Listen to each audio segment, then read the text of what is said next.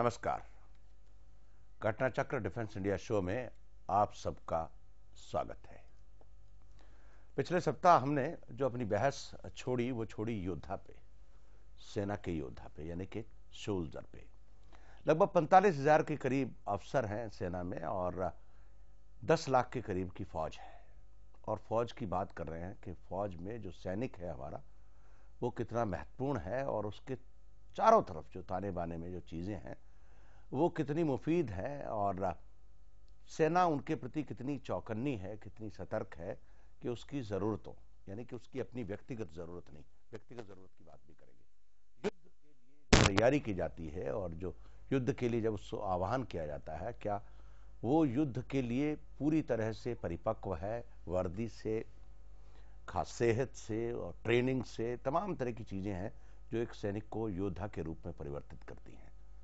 तो उस योद्धा की क्या हालत है, ये बहस हम आगे बढ़ाएंगे अपने उन्हीं पुराने मेहमानों के साथ। बस एक भरत वर्मा हमारे बीच में नए हैं, लेकिन मैं फिर भी परिचय कराऊंगा जिन्होंने पिछले सप्ताह प्रोग्राम नहीं देखा, उनकी जानकारी के लिए। लेफ्टिनेंट जनरल शंकर प्रसाद हैं हमारे बीच में, जो कि सेना के जाने माने अफसर रहे हैं और रक्षा विशेषज्ञ माने जाते हैं।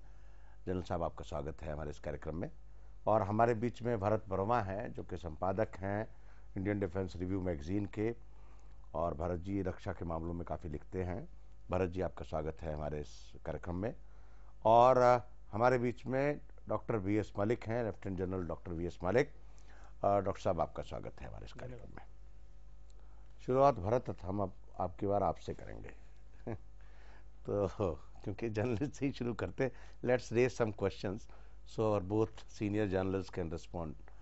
What are the questions? एक बड़ा जो अभी पिछले हमको जो पढ़ने में आया, जो लोगों ने बताया हमको, क्योंकि I do not follow the military general, but जो लोगों से बातचीत हुई उसमें एक क्राइसिस उभर के आया कि अभी हमारे सैनिक का जो नेता है, मिडिल लेवल लीडर जो है, मेजर लेवल पे, उसका क्राइसिस है।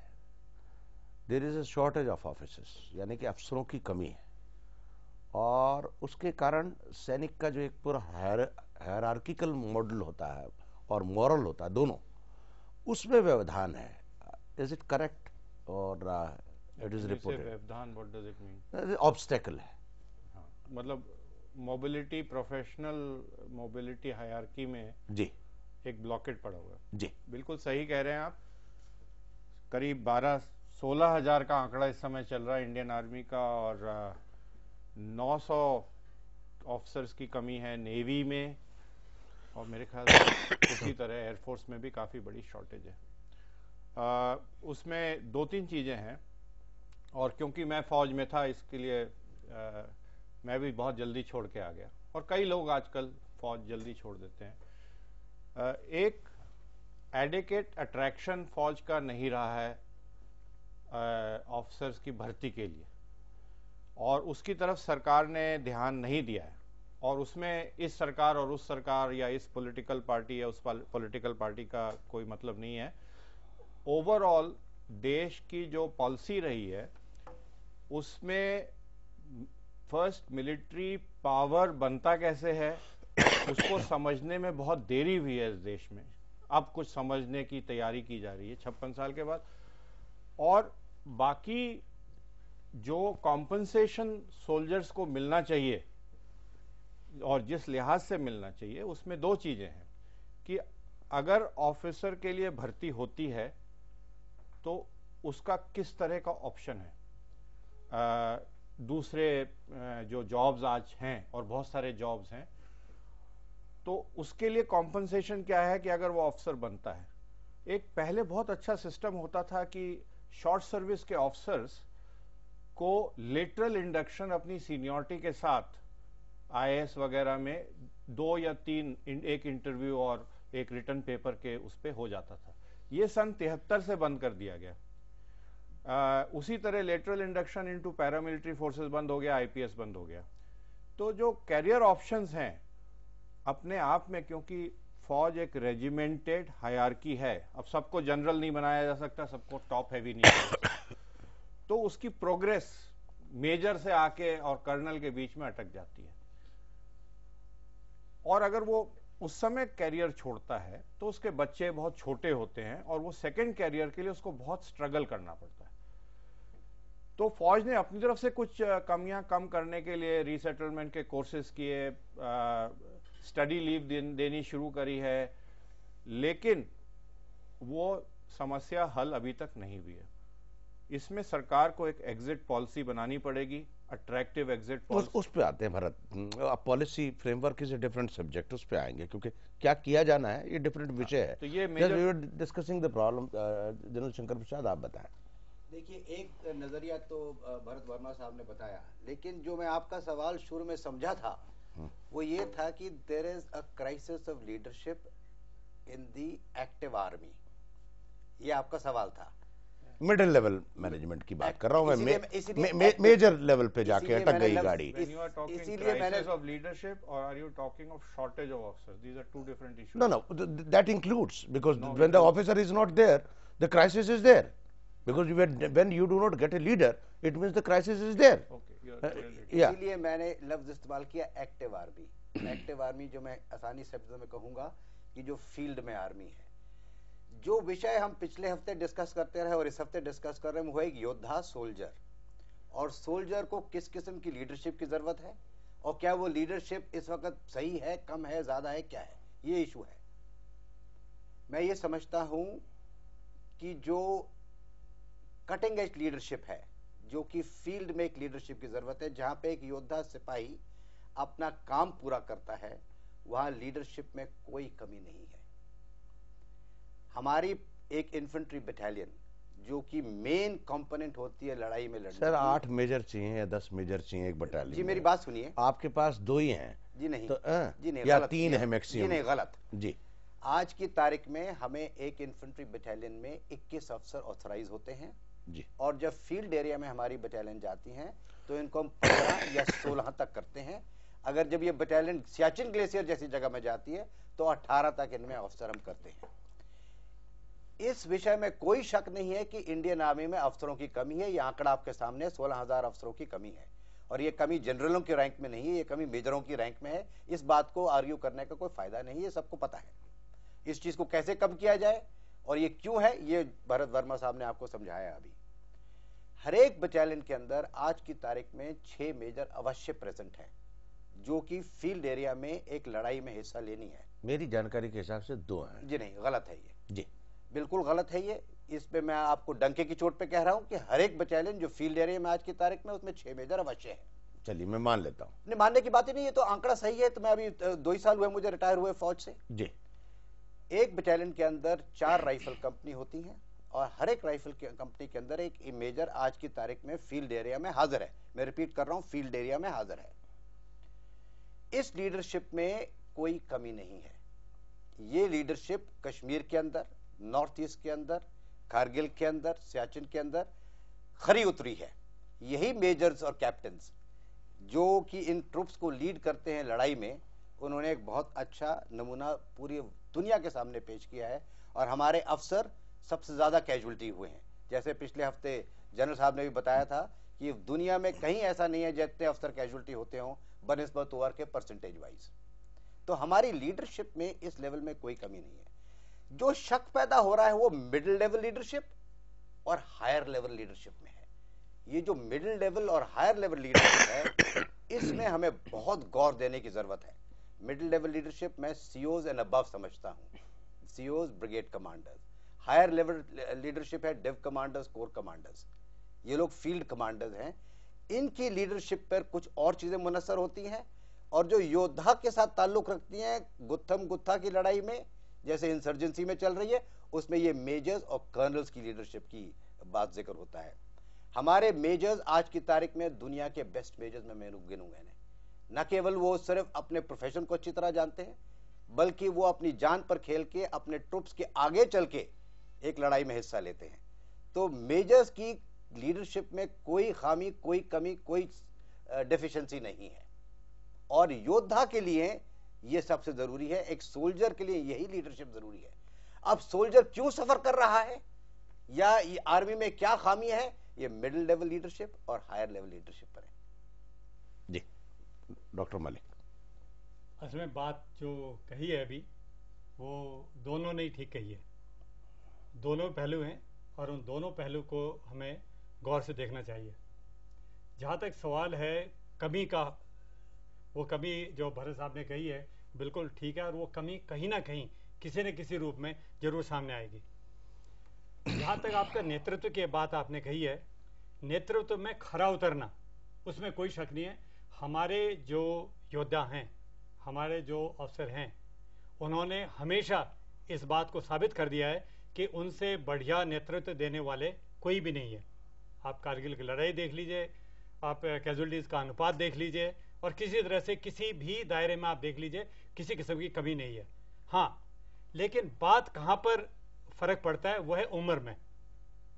अक्सर देखा गया है कि अगर ये जो त्रिकोण है जिसके ट्रायंगल की बात कर रहे थे भरत साहब, अगर ये ट्रायंगल इतना स्टीप ना होता और लेटरल ट्रांसफ़र के उसमें जगह ज़्यादा होती, तो आप देखते कि जो मिडिल लेवल के जो हैं वो काफ़ी कम उम्र के लोग होते, यानी कि उनके और सैनिकों की उम्र में ज़्यादा फर्क नहीं होता। बटालियन कमांडर भी जो हैं वो कम उम्र के होते, ब्रिगेड कमांडर कम उम्र के होते, और ये कम उम्र का होना बहुत ज़रूरी है।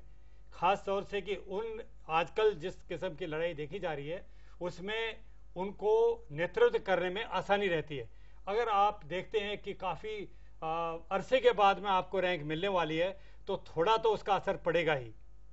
अगर लेटरल ट्रांसफ़र नहीं हो रहे हैं उसका असर भी पड़ेगा, और इन सब बातों का बिल्कुल भी असर नहीं है ऐसा मैं मानने के लिए तैयार नहीं हूँ। तो सवाल यह है कि हम अपने नेतृत्व पे कितना जोर डालें, वो कमी को भी पूरा कर ले, वो उम्र की बात को भी पूरा कर ले। तो ये लगता है कि अभी जो लोग संगठन में हैं, जो कि चाहे आप वो मिनिस्ट्री की तरफ से देख लीजिए और जो आर्मी के मुख्यालय हैं, वो हमेशा इस बात को से चिंतित रहते हैं कि किस तरह से battalion commanders, brigade commanders, company commanders की उम्र को किस तरह से कम किया जाए, और साथ ही ये जो कमी है अफसरों की इसको किस तरह से पूरा किया जाए। एक तीसरा सवाल उठता है और वो ये है तकनीकी प्रशिक्षण। आप देख रहे हैं कि नए नए हथियार आ रहे हैं, नई नई हमें ट्रेनिंग की ज़रूरत पड़ रही है। अब जैसे सबसे बड़ी जो बात है प्रशिक्षण के लिए, जब आप अफसरों को आप वहाँ भेजते हैं तो वो कमी तो बटालियन के अंदर आएगी। आप ये तो नहीं कह सकते कि कोर्स के लिए अफसर गया है उसकी जगह दूसरे अफसर को पोस्ट करें। जितने ये तकनीकी बढ़ेंगी उतने ये प्रशिक्षण भी बढ़ेंगे, उतने में उनको जाना भी पड़ेगा, तो उसकी वजह से कमी खलगेगी। तो ये अभी एक ऐसे मोड़ पर हम आगे खड़े हैं कि हमें पूरी चीज़ के ऊपर देखना है कि यंग लीडरशिप हो और लीडरशिप की कमी ना हो, और उनके आगे ये हो कि हाँ मैं अगला जो प्रमोशन है वो मैं ज़्यादा दूर ना दिखाई दे और नज़दीक दिखाई दे। और लेटरल ट्रांसफ़र का एक और बड़ा मज़ेदार फ़ायदा है, जबकि कुछ अफसर जो वहाँ से निकल के IAS में गए, IPS में गए और बाकी महकमों में गए, उनका सेना के प्रति बड़ा अच्छा स्वभाव रहा। अभी भरत साहब ही हैं, ये अभी प्रिंटिंग में आए हैं, इनका हमेशा इनका जो हार्ट है पब्लिशिंग में आए हैं, पब्लिशिंग में आए हैं, तो इनका हमेशा जो इनका दिल है वो फौज की तरफ है। जब फौजी कोई अच्छी किताब लिखता है तो उनको वो सहारा देते हैं, नहीं नहीं ये जरूरी है कि ये अगर ये लेटरल ट्रांसफर होगा तो फौज को अंडरस्टैंडिंग गवर्नमेंट के अंदर बढ़े थे। जी नहीं, वो बात बिल्कुल ठीक है। मैं एक चीज यहाँ कहना चाहूंगा, आपने जो सवाल शायद पूछा वो इतना क्लियर कट आ नहीं पाया जिस तरह से आपने शायद पूछा। हो सकता है कि समझने में हम लोग के कुछ जो जनरल शंकर प्रसाद कह रहे हैं और जनरल साहब कह रहे हैं, ये सही है कि फील्ड में आप 6 मेजर दे रहे हैं, लेकिन जो पीस में बटालियन है उसके पास 6 मेजर नहीं है, उसकी ट्रेनिंग कैसे होगी? तो ये शॉर्टफॉल को कम करना बहुत जरूरी है, और रैपिडली शॉर्टफॉल को, क्योंकि इसका असर अब दिखने लगा है, आज तक दिख नहीं रहा था, दिखने लगा है। मैं जनरल साहब से बिल्कुल सहमत हूं कि जो जनरल कार्डर है उस जनरल कार्डर को अपने आप को रीओरिएंट करना पड़ेगा, क्योंकि वो अपनी नाक के आगे नहीं देख पा रहा है। इस देश का जनरल कार्डर वो LOC के आगे नहीं देख पा रहा है। जब आप एक एशिया के पावर होने जा रहे हैं, आपको रिवर्क करनी पड़ेगी अपनी विजन। तो कई चीजें हैं नेतृत्व के लिए जहां पर नई चीजें एक आर्मी के अंदर, एयरफोर्स के अंदर लानी पड़ेंगी। नहीं, ये पूरा लंबा ही विषय है, लेकिन हम क्योंकि योद्धा तक सीमित है और योद्धा का जो संपर्क रहता है मेजर तक, और सैनिक का, क्योंकि he is the actual leader of. Colonel का भी रहता है और ब्रिगेडियर का भी रहता है। ऐसा तो सबका रहता है, लेकिन इमीडिएट जो इंटरेक्शन है वो कर्नल तक देखिए, इसको बात को समझने के लिए जो आप कह रहे हैं सही है कि इमीडिएट इंटरैक्शन उसका मेजर के साथ होता है जी। लेकिन जो एक बटालियन कमांडर कर्नल हैं वो बड़े अहम लीडर हैं एक इस बनावट के अंदर, और उनका सही होना बहुत जरूरी है। जैसे जनरल साहब ने कहा कि उनकी उम्र आज की तारीख में कुछ ज्यादा है, मैं समझता हूँ कुछ नहीं, काफी ज्यादा है। कम से कम 8 से 10 साल यंगर सीओज होने चाहिए जी। और ब्रिगेड कमांडर आज की तारीख में 50 से तक लगभग उम्र के हैं, उनकी उम्र 40-42 से ज्यादा नहीं होनी चाहिए। अगर ये उम्रें कम होंगी तो उनकी लीडरशिप क्वालिटीज पर उसका इफेक्ट पड़ेगा, जो कि डायरेक्ट बेरिंग रखता है एक योद्धा के ऊपर जी। वो ऐसे ही है जैसे कि ज्यादा उम्र का पिता और कम उम्र का बच्चा हो जाए जी। अगर 60 साल की उम्र में किसी के बच्चा पैदा हो तो वो जो गैप होता है टू कम्युनिकेट, ये बात नहीं है। देखिए, एक लीडर को लीड करना पड़ता है फिजिकली जी। तो अगर वो 22 साल या 25 साल के जवान को अटैक में लीड करना चाहता है और वो है कुछ 40 साल 42 साल का, तो 20 साल के जो फर्क है वो उसकी फिजिकल कंडीशन में इफेक्ट करेगा। तो मैं समझता हूं कि अगर एक सीओ 35-36 साल का है या एक मेजर 25-26-27 साल का है और वो 22-24 साल के जवान के साथ चल रहा है, तो उसकी बराबर की तगड़ा है, बराबर की फिजिकल फिटनेस है। वो जो कॉम है, वो जो ग्रुप है, वो अच्छा नमूना दिखाएगी। ये पॉइंट है याद जी। चलिए हम लोग चलते हैं एक छोटे से ब्रेक के, और ब्रेक के बाद लौट करके आएंगे योद्धा की जो कठिनाइयां हैं, योद्धा के सामने जो व्यवधान है, ऑब्स्टेकल हैं, उसके नए आयामों के साथ छोटे से ब्रेक के बाद।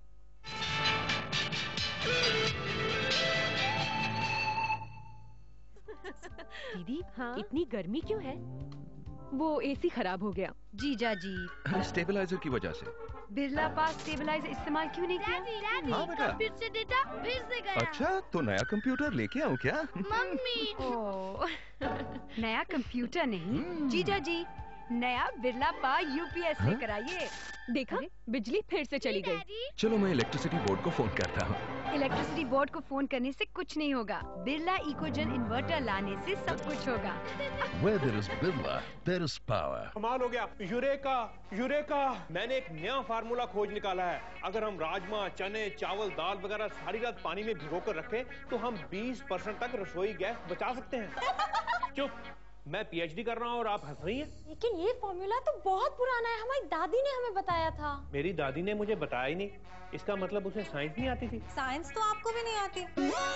राजमा, चने, दाल रात भर भिगोकर प्रेशर कुकर में बनाइए, इससे आपका टाइम, ईंधन और पैसा बचेगा। राहुल, रोजी, सलमा, करतार मेरे नर्सिंग होम में पैदा हुए हैं, इसीलिए इन सबके जन्म का रजिस्ट्रेशन कराना मेरी जिम्मेदारी है।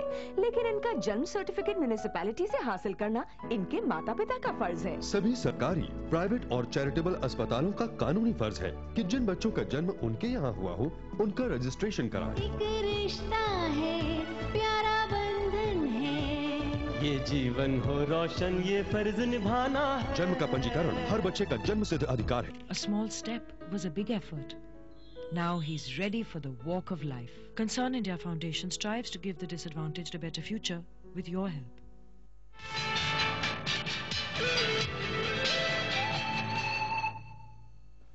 घटना चक्र डिफेंस इंडिया शो में आप सबका एक बार फिर से स्वागत है। हम योद्धा के बारे में बात कर रहे हैं, सोल्जर के बारे में बात कर रहे हैं। उसके चारों तरफ जो ताना बाना है उसको समझने की कोशिश में है कि हमारी जो 10 लाख की फौज है उसका क्या स्वरूप है, कहाँ खड़ा है वो सैनिक। बातचीत में शामिल हैं डॉक्टर BS मलिक साहब, लेफ्टिनेंट जनरल शंकर प्रसाद और भरत वर्मा जी। भरत, हम लोग चलिए जब लीडरशिप की बात कर रहे हैं तो उससे एक जुड़ा सवाल वेतन का भी है। अगर हम वेतन की बात करें तो अभी कुछ सैलरीज बढ़ी हैं और टेक होम जो as reported to me, actual figure मेरे पास नहीं है, बट टेक होम जो है सब डिडक्शंस के बाद 5600-5700 रुपये के आसपास है। और 10वीं पास को ले रहे हैं, हालांकि ग्रेजुएट आने शुरू हुए हैं, उसकी भी बात हमने पिछली बार की थी, उस विषय पे भी आऊँगा कि एजुकेशन अप होनी चाहिए या नहीं। लेकिन आपको लगता है कि 5700 रुपये में उसके पास सिर्फ 5700 रुपये हैं, बाकी कोई इंफ्रास्ट्रक्चर आधारभूत ढांचा नहीं है। सेना उसको घर नहीं देती, सेना उसके बच्चों को स्कूल नहीं देती, स्टेशन में अगर पोस्टिंग जवान की बात कर रहे हैं, हाँ जवान को स्कूल नहीं देती, 2 महीने की छुट्टी मिलती है। Do you think that compensation against to die against for the nation is good? देखिए, कॉम्पनसेशन के कारण कोई युद्ध में ये नहीं है कि वो शहीद होगा कि नहीं होगा, और अगर शहीद होगा तो वो कॉम्पनसेशन की तरफ नहीं देखेगा. That is a different motivation. The फौज ऑफ दिस कंट्री ने कभी कोई 5 स्टार कंफर्ट नहीं मांगा है इस देश से. ना जवान ने मांगा है, अपने लिए नहीं. देखिए, जब फौजी, एक मिनट, ना जवान ने मांगा है ना अफसर ने मांगा है. उनको कॉम्पनसेशन जो चाहिए, जिससे एक अट्रैक्शन और मोटिवेशन बढ़ता है, जिससे उनके बच्चे सड़क पर ना आ जाएं. ठीक, जहां जवान का सवाल है, उसकी सैलरी और अलाउंसेस और उसकी जो देख रेख है, और जो 11 महीने में उसको ट्रेनिंग मिलती है, जब गांव से वो आता है, एक पहाड़ी इलाके से आता है, उसको स्विमिंग तक नहीं आती, उससे शायद साइकिल नहीं देखी होती, कई जगह से आता है ट्रेन नहीं देखी होती, उसको जो ट्रेनिंग सेंटर 11 महीने में एक बहुत मॉडर्न सोल्जर बना देते हैं आज की तारीख में. ये आपकी जरूरत है, उसकी भी जरूरत है, पर ये आपकी जरूरत है, देश की जरूरत है. ये देश की जरूरत. आप उस पर कोई एहसान थोड़ी करते हैं. मैं तो नहीं कह रहा हूं एहसान कर रहा हूं, मैं ये कह रहा हूं कि उसका जो कॉम्पनसेशन पैकेट है वो इतना नहीं मांग रहा है कि वो 5 स्टार में जाके बैठे. वो सिर्फ इतना मांग रहा है कि अगर श्रीलंका से, और ये मेरे सामने हुआ है कि श्रीलंका से डेड बॉडी आई है और विडो रो रही है एयरपोर्ट में, और उसको विडो को वहां पर बॉडी उठाने के लिए गाड़ी नहीं मिल रही है.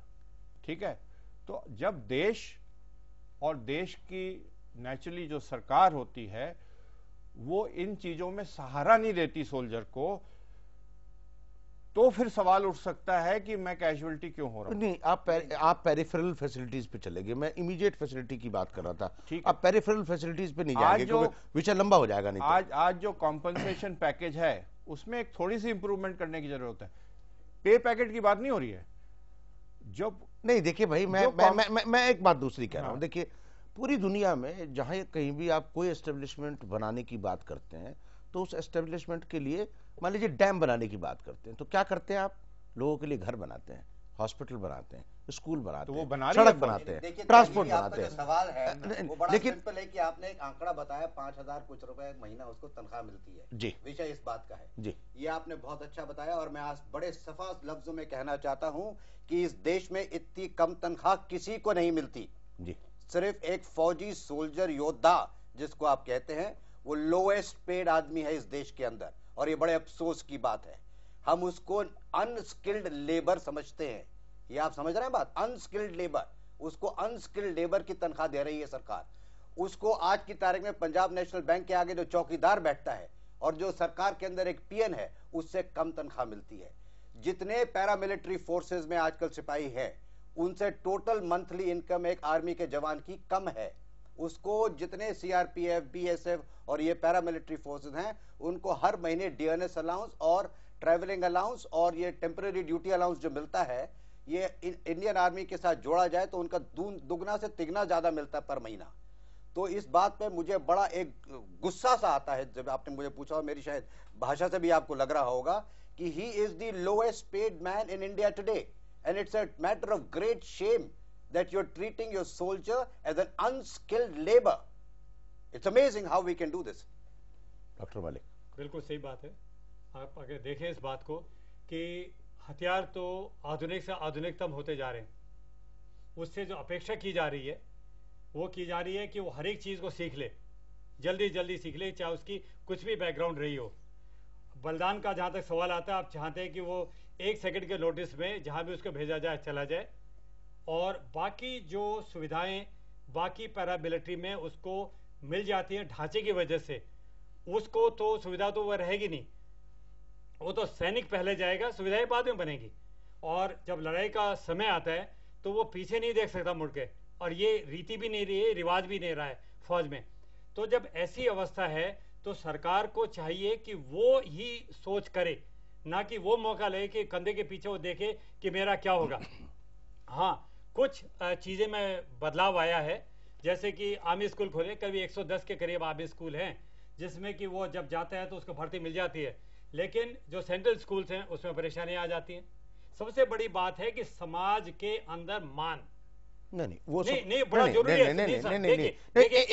एक मिनट मलिक साहब, हर एक बात को आप रुपए में पैसे में नहीं तोल सकते। देखिए अगर आप सिर्फ ये कहते हैं रुपए पैसे में तोली जा सकती है, तो आप देखेंगे कि नहीं, जनरल साहब ये बात देखिए, ऐसा है, रुपए पैसे का बड़ा भारी ताल्लुक है, और जो इन्होंने 5,000 बताया है बड़ी अहमियत रखता है।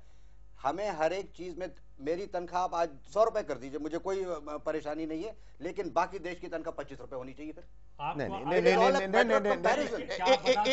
जो मेंबर ऑफ पार्लियामेंट हैं उनकी नहीं, उनके सुनिए, उनके बाकी के पर्क आपने नोटिस किए हैं? नहीं, जब आप कहते हैं कि मैं एमपी जा रहा हूँ, तो उसके बाकी के पर्क वो उसके अंदर निहित है, वो फौज के अंदर मिल भी नहीं सकते। डॉक्टर मलिक, आपने जो बीच में जो कूद के आप आए, इस बात पे जरा ध्यान दीजिए, जो समाज के अंदर जो मान है, उस मान की को आप तुलना नहीं कर सकते, क्योंकि उस मान की वजह से उसके जो बच्चे हैं वो स्कूल में चले जाएंगे।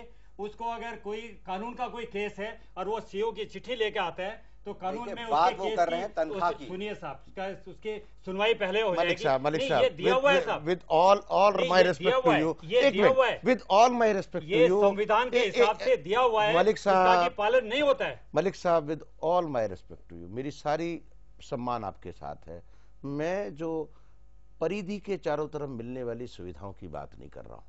मैं ये कहता हूं, जब अखबार में आप बड़ा विज्ञापन निकालते हैं और कहते हैं कि सेना आपकी देश का गौरव है, आइए ज्वाइन करिए, तो आप क्या उम्मीद करते हैं उससे? उससे उम्मीद करते हैं कि वो आए बिना तनख्वाह के काम करे, आप वो आए बिना वर्दी के काम करे, वो आए बिना बुलेट प्रूफ जैकेट के काम करे, वो आए बिना हेलमेट के काम करे। क्या समझते हैं आप सिर्फ ये समझते हैं क्योंकि आप इसे खाकी वर्दी, 2 रेल के टिकट फ्री, एक फ्री राशन, एक खुली जिप्सी, कहने को टेंट, खुला आकाश है, कहने को मतलब सारा जहां हमारा, रहने को छत नहीं। क्या फिलॉसफी है हमारी? Where we are treating our soldier. General साहब से मैं पूरी तरह सहमत हूं, आपसे भी सहमत हूं कि पेरिफेरल चीजें मिलती है, लेकिन हम खड़े कहां हैं? हम लोग नंगा अपने जवान को भेजते हैं सेना पे, सीमा पे कि जाइए, उस जो वर्दी पहन रखी है उससे तो पत्थर मारने से आदमी बेहोश हो जाता है। हमारे जवान की क्या बात कर रहे हैं हम लोग? आपको भी मालूम है कि भारत, आपने बात को अभी जो मोड़ दिया है, नहीं, मैं मोड़ नहीं दिया, मैं सिर्फ तनख्वाह की बात कर रहा हूँ। आप कैसे एक जवान से उम्मीद करते हैं जब आप कह रहे हैं 16,000 अफसर कम है? जब आप एएमसी और एएससी से बात कर रहे हैं कि आपके जो रिक्रूट आ रहे हैं उनको जरा भेजो 3 साल ट्रेनिंग करके, मिलिट्री का जो 3 साल का कोर्स है उसको पूरा करेंगे, तो इसका मतलब देयर इज ए शॉर्टेज। लोगों का मोटिवेशन, अभी प्रेरणा नहीं मिल रही लोगों को मिलिट्री में जाने की। क्यों नहीं मिल रही? 5,700 रुपए में आप जवान ढूंढते हैं देश के सामने शहीद होने के लिए। लेवल पे कोई कमी नहीं है जी, कमी नहीं है, लेकिन तनख्वाह देखिए किससे मिल रही है उसकी। मैं इसको दूसरी तरह से देख रहा हूं। मैं ये अगेन कह रहा हूं कि कोई जवान या ऑफिसर इस देश का 5 स्टार कंफर्ट नहीं मांग रहा। वो सिर्फ ये मांग रहा है कि जो वो काम कर रहा है और जो सिविल में काम हो रहा है, अगर वो उससे ज्यादा काम कर रहा है, ज्यादा हादसा फेस कर रहा है, ज्यादा तकलीफें फेस कर रहा है, उसकी कॉम्पनसेशन उसके मुताबिक होनी चाहिए। जो जनरल साहब भी कह रहे हैं कि you can treat a soldier like unskilled. एक 10वीं क्लास का जवान, फौज उसको ट्रेन कर देती है, वो एंटी एयरक्राफ्ट गन हथियार इस्तेमाल करता है, वो इतने टेक्निकल हथियार इस्तेमाल कर रहा है आज, और आप उसकी कॉम्पनसेशन उसको नहीं दे रहे हैं, तो आप देश उसको क्या मोटिवेट कर रहा है? डीमोटिवेट कर रहा है उसको देश।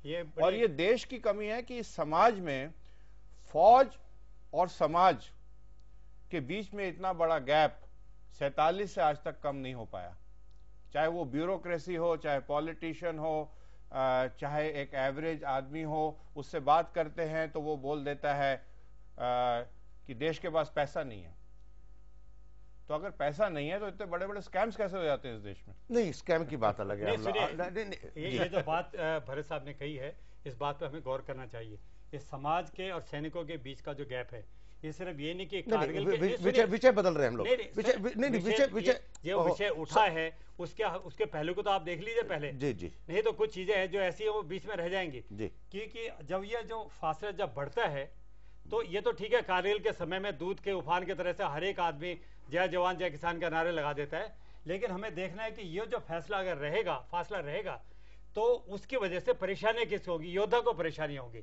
योद्धा को जब परेशानियां होंगी तो उसका जो जिस तरह से कि वो अपनी जान की बाजी लगा सकता है, उसके दिमाग में कुछ परेशानी तो है, उस परेशानी को हमें निकालना है। मैं दूसरी बात कह रहा हूँ मलिक साहब, आप दोनों लोग बड़े अफसर रहे हैं, क्या ऑफिसर लेवल पे या हमारे सेनापति की तरफ से कभी ये रिव्यू होता है कि हमको 5,700 नहीं, जो जवान की तनख्वाह है उसको हर हालत में बढ़ाना है, उस प्रोपोर्शन में निश्चित रूप से अफसरों की तनख्वाह भी बढ़ेगी, और एक टोटल पैकेज की गवर्नमेंट से बात की जाए कि हमको आज की स्थिति में जो प्राइस इंडेक्स है, जो महंगाई है, उसके हिसाब से और खासतौर से जो सिक्योरिटी थ्रेट्स है उसके हिसाब से ये पैकेज चाहिए। जी हाँ, आपने बड़ा अच्छा सवाल पूछा है। ऐसा है कि जब ये 5th पे कमीशन हुआ था उस टाइम में जॉइंट सेक्रेटरी मिलिट्री की हैसियत में फौज में था, और 5th पे कमीशन के जितने डिस्कशन है उसको काफ़ी नज़दीक से देखा है चीफ ऑफ स्टाफ कमेटी के यहाँ, और जब वो डिफेंस मिनिस्ट्री के साथ में लिए जा रहे थे तो उसमें एक सवाल उठा था एक्स फैक्टर का, और जो कि डेंजर से ताल्लुक़ रखता है, और जो कि जिसके बारे में जब बातचीत की गई तो देखने में यह आया कि उन्होंने उसको पूरी तरह से समझने की कोशिश नहीं की। असली मत अगर आप असलियत देखना चाहते हैं कि पे कमीशन के साथ में सेना को जोड़ना, और सेनाओं को, मैं इसमें भारतीय वायुसेना और नौसेना को भी इसमें शामिल करना चाहूँगा, कि उनके जो हर एक जो चीज़ है उसको पे कमीशन में हमेशा रहती है कि वो तुलना की जाए बाकी लोगों के साथ में। इनका पे कमीशन ही अलग होना चाहिए क्योंकि उनकी अवस्थाएं अलग हैं। किसी को जान का जोखिम उतना नहीं करना पड़ता जिनका इतना इनको करना पड़ता है। जब आप देखते हैं कि साहब उनका एक्स फैक्टर है तो दूसरे लोग बोलना शुरू करते हैं कि नहीं साहब पुलिस में भी कभी कभी डकैत के पीछे जाते हैं तो जान का खतरा हो जाता है। तो जब आप ऐसे पुलिस का पे कमीशन अलग बना लो, ऐसा पशुपेश में जब पढ़ने वाली बात है, इसका मतलब आप जो सैनिकों की अवस्था है उसको आप देखा अनदेखा कर रहे हैं।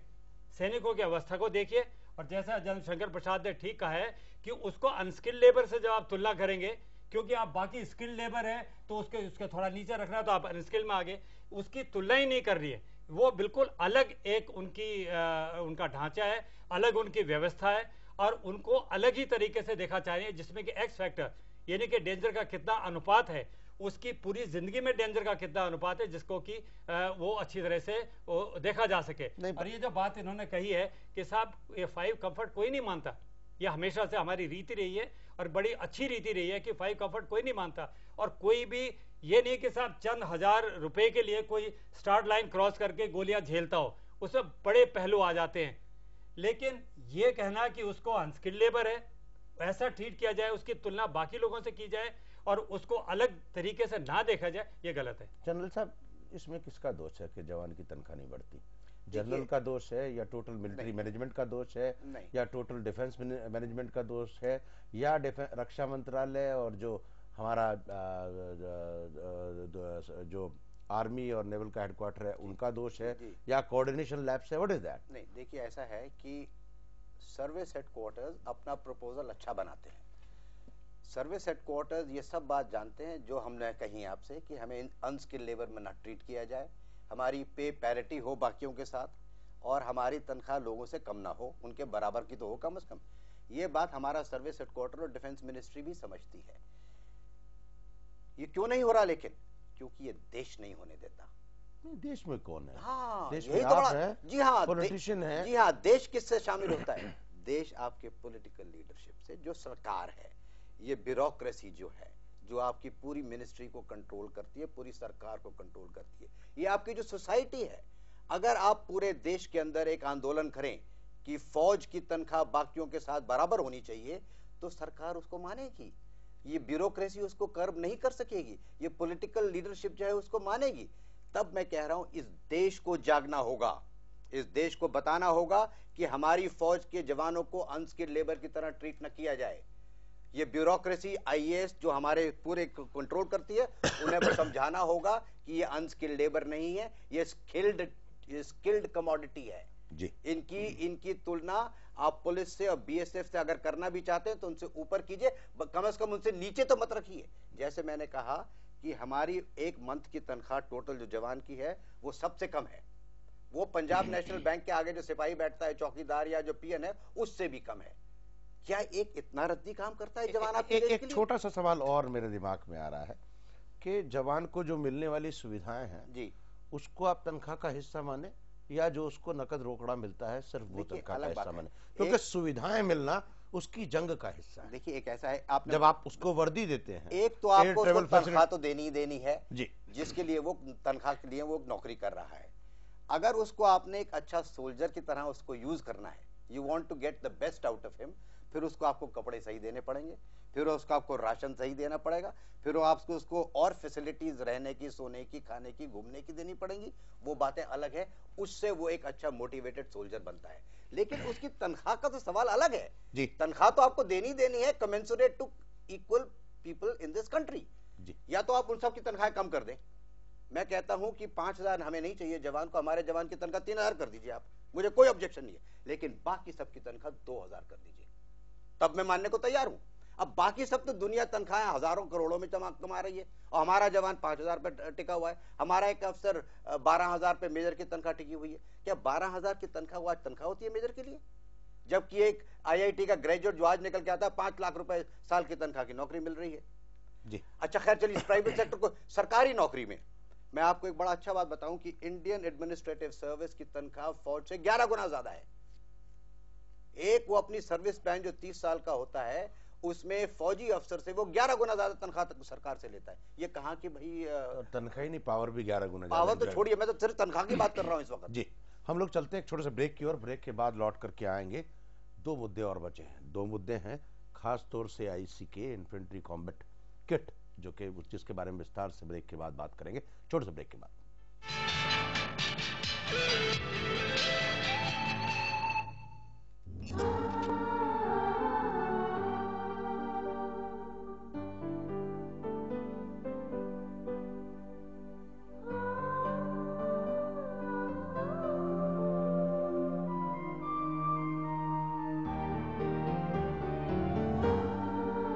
Unjust nations invite their own pain, and freedom cannot prevail in a corrupt society.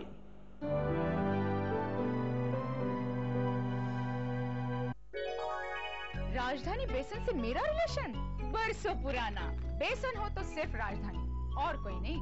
Free में मिले तब भी नहीं। इतनी बढ़िया क्वालिटी, साथ में ढेर सारे इनाम भी। राजधानी बेसन के कंज्यूमर पैक्स में पाएं ढेरों आकर्षक इनाम। चॉइस ऑफ द नेशन, राजधानी बेसन।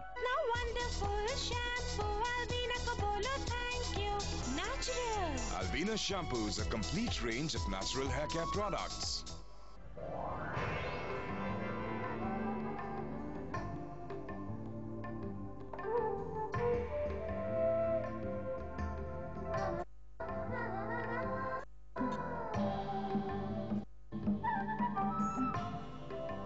For a complete design wear and cinematic clothing for you and your family, PP Design Estate from the house PP Jewelry, because they are the only one.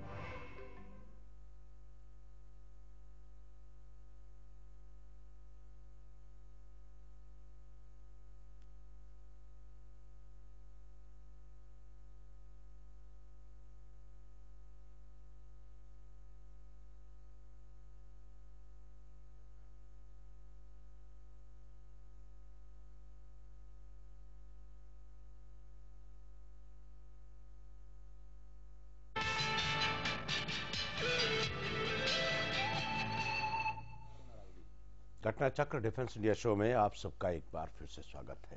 लगभग 1 महीना हमको इस programme को चलाते हुए हो जाएगा, 4था प्रोग्राम है। और मेरी गुजारिश है अपने दर्शकों से, अगर वो सेना से जुड़े हैं और सेना में काम किया है और आजकल रिटायर हैं और आपके मन में कुछ सवाल हैं, तो हम अपना ईमेल भी दिखाएंगे, आपको पता भी दिखाएंगे प्रोग्राम के बीच में ही। आप हमको ईमेल कर सकते हैं ghatna@jntv.com पे लिखें हमें और संदेश दें कि क्या प्रोग्राम में और मुद्दे आने चाहिए, क्या बहस का नया स्वरूप और ढांचा होना चाहिए। अगर आपके पास तथ्य हैं, कहानियां हैं फौज से जुड़ी हुई, वो भी आप हमको लिख के भेजिए। हम निश्चित रूप से उस कहानी को, अगर वीरता की है, शौर्य की है, तो नरेट करेंगे, बताएंगे।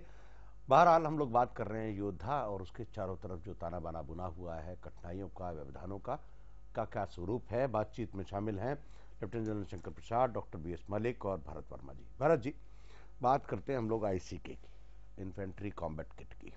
60,000 के करीब जो as it is reported infantry combat kit available है अभी, उससे ज़्यादा नहीं मिली है। You can correct me on the figures. लेकिन जो अभी ये किट है खास तौर से, उसमें बहुत इम्प्रूवमेंट की ज़रूरत है, ये इनकम्प्लीट है।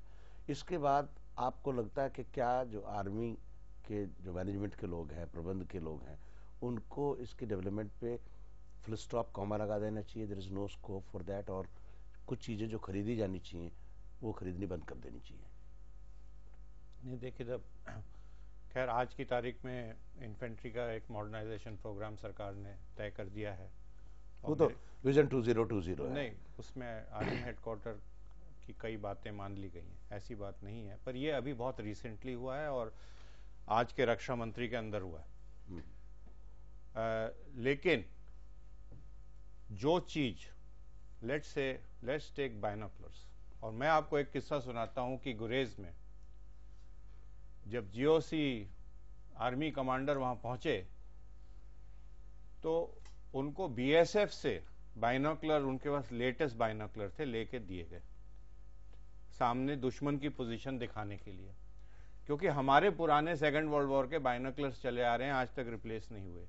जबकि बाइनोकुलर एक ऐसा आइटम है जो ऑफ द शेल्फ दुनिया में हर दुकान में मौजूद है और खरीदा जा सकता है, लेकिन क्योंकि डीआरडीओ ने कहा, और उनकी इजाजत के बिना आप कोई नया इक्विपमेंट अंदर नहीं ले सकते, और डीआरडीओ ने कहा कि जब तक उनका नो ऑब्जेक्शन बोलते हम बना देंगे बाइनोकुलर, तो बाइनोकुलर आज तक नहीं आया। लेकिन बीएसएफ जो होम मिनिस्ट्री के अंदर है, उन्होंने कहा आप जाइए बाहर, आपको 20,000 बाइनोकुलर्स चाहिए, 50,000 चाहिए, खरीदिए और ले आइए। लेकिन आर्मी के ऊपर रोक लगी है कि वो डीआरडीओ का नो ऑब्जेक्शन सर्टिफिकेट नहीं आएगा, उन्होंने बनाया भी नया नहीं, इनके बाइनोकुलर चेंज नहीं हुए। और बाइनोकुलर एक बेसिक आइटम है इन्फेंट्री सोल्जर या किसी के पास भी। तो ये जो सिस्टम्स हैं ये गलत है। क्या हर चीज ये देश बना सकता है? हर चीज इस देश के पास बनाने की जरूरत है? कुछ कोलैबोरेशन में जल्दी बन सकता है, कुछ अपनी सेल्फ रिलायंस में बनना चाहिए, और डीआरडीओ ने काफी मैं इस आईसीके के साथ ही एक बड़ा बेसिक सवाल उठा रहा हूं, तो which all you can three, क्योंकि सबके दिमाग में यही सवाल है। जैसे कि मैंने अपनी डॉक्टर मलिक से अपनी बहस के बीच में भी कहा कि आप जब जवान को लड़ने भेजते हैं तो आप, हमारा जवान अगर मिलिट्री की भाषा में कहें तो बिल्कुल निर्वस्त्र है, नेकेड है। नहीं, निर्वस्त्र तो नहीं है। हम आपके सवाल को डिविएट कर जा रहे हैं हर दफा। जी, इन्फेंट्री कॉम्बैट किट की बात कर रहे हैं, उसी पे बात कीजिए, क्योंकि अगर फौज में आप जरा सा भी डिविएट कर जाएंगे तो 1000 बातें और निकलेंगी और आपका वो बिल्कुल डाइवर्ट हो जाएगा tension. Okay, let us only talk of infantry combat kit, जिसका आपने विषय उठाया है। जी, मैं 40 साल फौज में रहा, 1962 में कमीशन ली और 2002 में रिटायर हुआ। मैंने इन्फेंट्री कॉम्बैट किट इन 40 साल में देखा ही नहीं। बर्मा कैंपेन का जो चला आ रहा था वही मैं देखता रहा। आखिरी कुछ साल जब मैं रिटायर होने वाला था, जब मैं जनरल की हैसियत में पहुंचा, तभी आईसीके आना शुरू हुआ। जो आईसीके हमने पिछले 5-7 साल में आर्मी के अंदर इंडक्ट किया है, वो हमारी अपनी देश में डेवलप हुआ है और यहीं प्रोड्यूस हो रहा है ऑर्डिनेंस फैक्ट्रीज में, और उसको देख के शर्म आती है। वो इतना इंफीरियर क्वालिटी उसकी इतनी इंफीरियर है। हमारे देश के अंदर कम से कम 3-4-5 कंपनी हैं प्राइवेट की, जो कि पूरी मिडिल ईस्टर्न आर्मीज को इक्विप करती हैं। कतार, ओमान, दुबई, जितने मिडिल ईस्टर्न कंट्रीज हैं, और भी जो आप ईस्ट वेस्ट की तरफ जाएं और इधर साउथ ईस्ट एशिया में जाएं, हमारी देश की private companies infantry combat kit बना के, बूट बना के, सॉक्स बना के, पाउचेस बना के बाहर के देशों में बेच रही हैं, और वर्ल्ड क्लास स्टैंडर्ड का वो सामान है। और हमारा जो सामान हमारे जवान को मिल रहा है, उसकी जो हमने बनावट बनाई है, जो डिजाइन बनाया है, उसमें कोई कमी नहीं है। Design is very good, it's perfectly suiting the Indian condition and the Indian jawan, but it's a question of the material with which it is being made. किस चीज से वो बन रहा है, क्या उसकी बनावट और पहनने में अच्छी है, मजबूत है, देखने में अच्छा है, उसमें बहुत खामी है। तो जैसा इन्होंने कहा कि भाई इसका क्वालिटी कंट्रोल कीजिए, इसकी बेटर प्रोडक्शन कीजिए, जो फिनिश प्रोडक्ट आ रही है जरूरी नहीं है वो ऑर्डिनेंस फैक्ट्री में ही बनाई जाए, हमारे प्राइवेट कंपनीज इतनी सारी उनमें क्यों नहीं बनवाते ये उसका तो ड्राइंग ही गलत है, as it is reported to me. Drawing उसका जो बेसिक ड्राइंग है कि that cannot have the bullet proof jacket, that cannot have other. Design में इतनी, अब देखिए त्यागी जी, मैं बिल्कुल ये से अथॉरिटी से कह सकता हूं, डिजाइन में इतनी कमी नहीं है। बुलेट प्रूफ वेस्ट अलग है जी, इन्फेंट्री कॉम्बैट किट के डिजाइन में इतनी शॉर्टफॉल नहीं है। एक आधा जगह कोई छोटी मोटी हो तो हो सकती है, लेकिन उसका जो मैन्युफैक्चर्ड प्रोडक्ट आ रही है वो बहुत इंफीरियर है। मैं समझता हूं वर्ल्ड में सबसे रद्दी बन रही है और हमारे ही देश में वर्ल्ड क्लास बन रही है और आर्मीज को मिल रही है। ये है डाइकोटमी। डॉक्टर मलिक, प्रोग्राम खत्म करेंगे हम इस सवाल से, क्योंकि सवाल बहुत हैं और ये प्रोग्राम तो चलेगा ऐसे ही। इस जो अभी बात कही है इससे मैं बिल्कुल सहमत हूँ। सवाल जब उठता है इन्फेंट्री कॉम्बैट किट का, तो हमें उसके कई पहलू देखने हैं। जहाँ तक डिज़ाइन का सवाल है और जो कि क्वालिटेटिव रिक्वायरमेंट का सवाल है, वो तो सेना मुख्यालय उसमें कोई कमी नहीं छोड़ता। उसकी काफ़ी छानबीन होती है और छानबीन के बाद में वो क्वालिटी जो रिक्वायरमेंट है वो बनती है।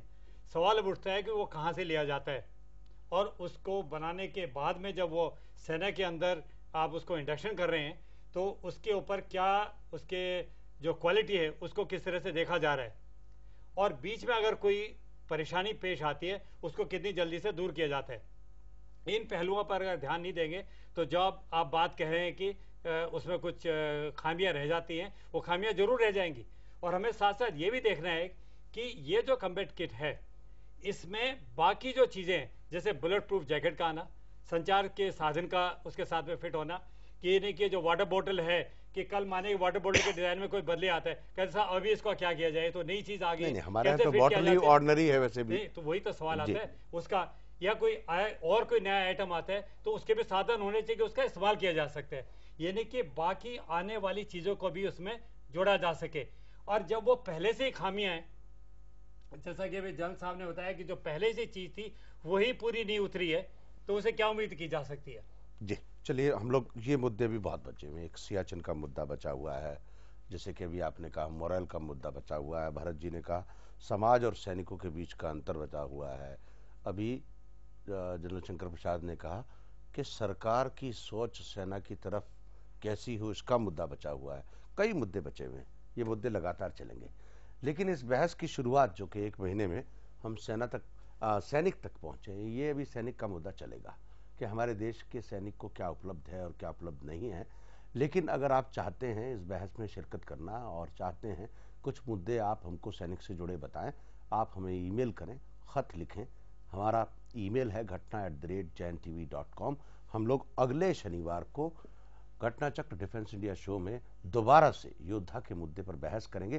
तब तक के लिए धन्यवाद, नमस्कार, खुदाफिज।